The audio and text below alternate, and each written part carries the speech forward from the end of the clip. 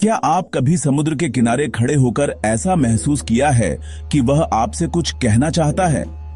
सिर्फ लहरों की आवाज नहीं, बल्कि एक असली आवाज, हवा में एक फुसफुसाहट।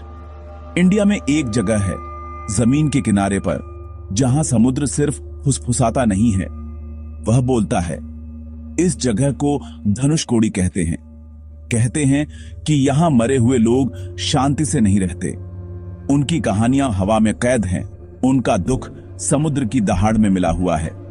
यह एक लोनली जगह है, भूतों का शहर, जहां रेत का हर दाना एक याद समेटे हुए है।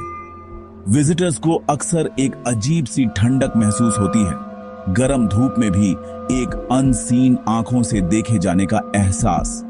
लोकल मछुआरे वार्न करते हैं, सूरज ढलने के बाद मत रुकना। तभी धनुषकोडी के असली निवासी जागते हैं। समुद्र में खोए हुए लोगों की आत्माएं अपने टूटे हुए घरों में भटकती हैं, उस जिंदगी की तलाश में जो उनसे छीन ली गई थी। वे एंग्री नहीं हैं, बस सैड हैं, लिविंग वर्ल्ड और गहरे काले पानी के बीच फंसे हुए। इमेजिन करो एक ऐसी खामोशी जहां आपको अपनी धड़कन सुनाई दे, फिर अचानक एक बच्चे की हंसी या एक औरत का गाना, फिर भी कोई नहीं है।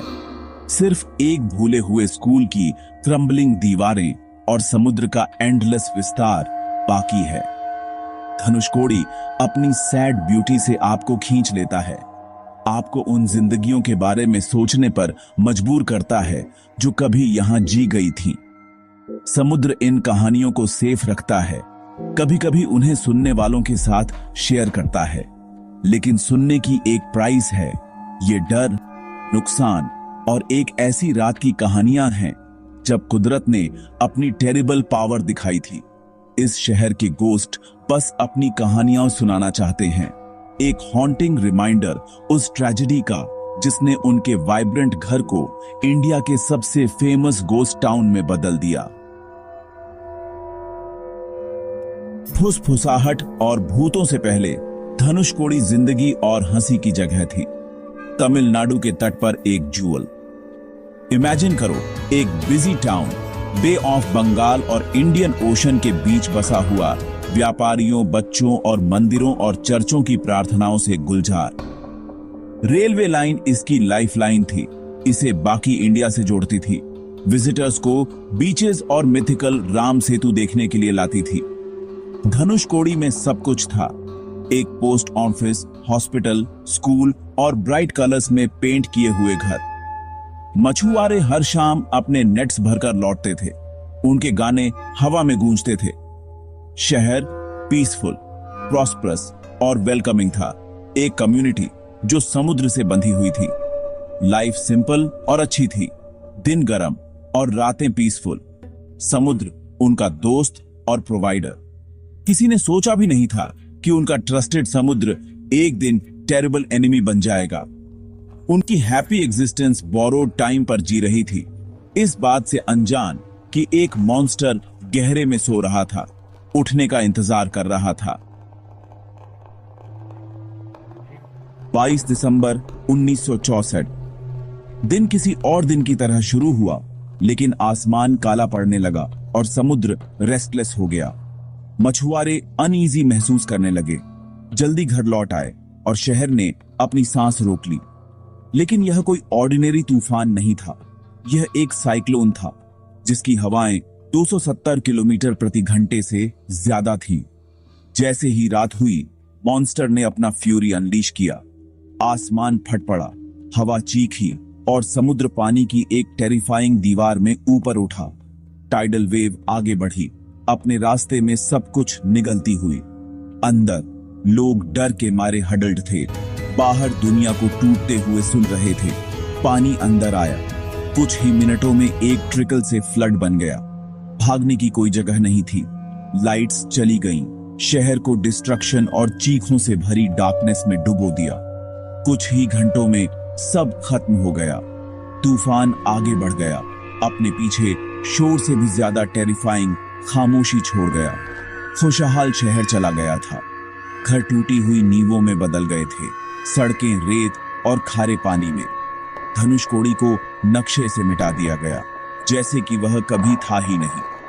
जिस रात आसमान गिरा, उसने हजारों जिंदगियां, सपने और भविष्य ले लिए, उन्हें लहरों के नीचे दफना दिया। सिर्फ रूइंस और दुख बचे थे। साइक्लोन ने सिर्फ बिल्डिंग्स को ही नहीं तोड़ा, इसने धनुषकोडी में 1800 से ज्यादा जिंदगियां ले ली। परिवार बह गए। जिस समुद्र ने उन्हें जिंदगी दी थी, वह उनकी कब्र बन गया। Pamban Dhanushkodi passenger train station से बस कुछ मीटर दूर एक मैसिव वेव से टकराई। 7 कोच समुद्र में फेंक दिए गए। सभी 115 लोग खो गए। सुबह मलबे और मौत का एक वेस्टलैंड सामने आया। कभी लाइवली शहर अब एक साइलेंट कब्रिस्तान था। सरकार ने धनुषकोडी को रहने के लिए अनफिट घोषित कर दिया। सर्वाइवर्स को रिलोकेट कर दिया गया, अपने प्रियजनों की कब्रों को पीछे छोड़ते हुए। कुछ स्ट्रक्चर्स जो बचे, चर्च, पानी का टावर, रेलवे स्टेशन, उस रात की चीखों की इकोस के साथ ग्रिम मॉन्यूमेंट्स के रूप में खड़े हैं। उनकी टूटी हुई दीवारों से गुजरती हवा उस रात की चीखों की इकोस ले जाती है। ट्रेजेडी इतनी सडन, इतनी कंप्लीट थी, ऐसा लगता है जैसे आत्माओं को आगे बढ़ने का कभी मौका ही नहीं मिला। वे वहीं रहते हैं, हमेशा उस जगह से बंधे हुए जहां उनकी जिंदगी खत्म हुई थी। धनुषकोडी एक गोस्ट टाउन बन गया, यादों और नुकसान से हॉन्टेड। आज धनुषकोडी गहरी खामोशी की जगह है, फिर भी यह खाली नहीं है। जब आप रूइंस से गुजरते हैं तो आपको उन लोगों की मौजूदगी महसूस होती है जो यहां रहते थे और मर गए। हवा उनके नाम फुसफुसाती है और विजिटर्स को कदमों की आहट, दूर की हंसी या खाली घरों से हल्की फुसफुसाहट सुनने की रिपोर्ट मिलती है। शैडोज रूइंस के बीच घूमती है, ह्यूमन फॉर्म्स लेती हैं। कुछ लोग फ्लीटिंग फिगर्स देखते हैं, एक साड़ी में औरत, एक आदमी समुद्र को घूरता हुआ, पास जाने पर गायब हो जाता है। सबसे कॉमन एक्सपीरियंस छूने का एहसास है। एक ठंडा हाथ, एक हल्का खिंचाव, लेकिन कोई नहीं होता। हॉस्पिटल और स्कूल के पास की हवा ज्यादा ठंडी महसूस होती है, दुख से भारी। रूइंस में एकोज सिर्फ आवाजें नहीं हैं, वे शहर की आत्मा हैं, अपनी वॉटरी ग्रेव से रो रही हैं। समुद्र द्वारा निगली गई ट्रेन की कहानी धनुषकोडी की सबसे एंड्यूरिंग गोस्ट स्टोरी है। टूटी हुई पटरियां समुद्र में जाती हैं, एक रोड टू नोवेयर। लोकल्स कहते हैं कि कुछ रातों में गोस्ट ट्रेन अभी भी चलती है। लोग एक स्टीम इंजन की आवाज सुनते हैं, उसकी सीटी डार्कनेस में गूंजती है, तेज होती जाती है, फिर गायब हो जाती है, जैसे कि वह फिर से समुद्र में डूब रही हो। कुछ लोग पुरानी पटरियों पर एक स्पेक्ट्रल लाइट को चलते हुए देखते हैं, जिसके साथ पहियों की खड़खड़ाहट होती है। सबसे बहादुर जो अंधेरे के बाद पटरियों पर चलते हैं, उन्हें उस फेटफुल रात से मदद के लिए चीखें, चिल्लाहटें और पैनिक्ड शाउट सुनाई देते हैं। गोस्ट ट्रेन की लेजेंड खोए हुए पैसेंजर्स को एक हॉन्टिंग ट्रिब्यूट है। हमेशा एक ऐसी डेस्टिनेशन की ओर यात्रा कर रहे हैं जहां वे कभी नहीं पहुंचेंगे। गोस्ट ट्रेन टू नोवेयर आवाज और दुख से बना एक मेमोरियल है। धनुषकोडी के रूइंस में पुराना चर्च एक प्रोमिनेंट ईरी लैंडमार्क के रूप में खड़ा है। इसकी छत चली गई है, दीवारें क्रम्बलिंग है, लेकिन बेल टावर अभी भी आसमान तक पहुंचता है। कभी शांति की जगह, इसे अब चर्च ऑफ लॉस्ट सोल्स कहा जाता है, सबसे एक्टिव पैरानॉर्मल हॉटस्पॉट्स में से एक। विजिटर्स को ओवरवेलमिंग सैडनेस महसूस होती है।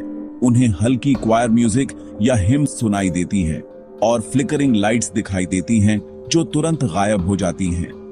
कुछ लोग इनविजिबल हैंड्स महसूस करते हैं या अननोन भाषाओं में फुसफुसाहट सुनते हैं, प्लीडिंग या वार्निंग। हवा वाले दिनों में एक गोस्टली बेल बजती है, हालांकि बेल बहुत पहले ही जा चुकी है। चर्च स्पिरिचुअल एनर्जी खींचता है, उन लॉस्ट सोल्स के लिए एक सैंक्चुअरी जो अभी भी इसकी टूटी हुई दीवारों के भीतर इकट्ठा होते हैं। ये ईविल की जगह नहीं है, बल्कि इमेंस ग्रीफ की है, एक हाउस ऑफ गॉड जो डेड के लिए घर बन गया है। धनुषकोडी का सबसे अनसेटलिंग पार्ट यह एहसास है कि आत्माएं आपकी मौजूदगी से वाकिफ हैं। यह सिर्फ पास्ट की एकोज नहीं है, यह ऐसा है जैसे गोस्ट देख रहे हैं, हर कदम को ऑब्जर्व कर रहे हैं। कई विजिटर्स इलेक्ट्रॉनिक मैल फंक्शंस की रिपोर्ट करते हैं, कैमरे फेल हो जाते हैं, बैटरी ड्रेन हो जाती है, फोन का सिग्नल चला जाता है, कंपासेस वाइल्डली घूमते हैं। ऐसा लगता है जैसे आत्माएं आपको बाहरी दुनिया से काटना चाहती हैं, आपको उनके डोमेन में आइसोलेट करना चाहती हैं। कुछ लोग अपना नाम पुकारते हुए फुसफुसाहट सुनते हैं या अनसीन हाथों से छोटे पत्थर फेंके जाते हैं। एक क्लियर मैसेज, हम आपको देख रहे हैं। यह इंटेलिजेंस विजिटर्स को ऑब्जर्वर से हॉन्टिंग में पार्टिसिपेंट्स में बदल देती है। आप सिर्फ एक गोस्ट टाउन को नहीं देख रहे हैं, गोस्ट टाउन आपको वापस देख रहा है। मृत लोग वाकिफ हैं, क्यूरियस हैं और शायद अपने इटर्नल दुख की जगह में आपकी मौजूदगी से रिजेंटफुल हैं।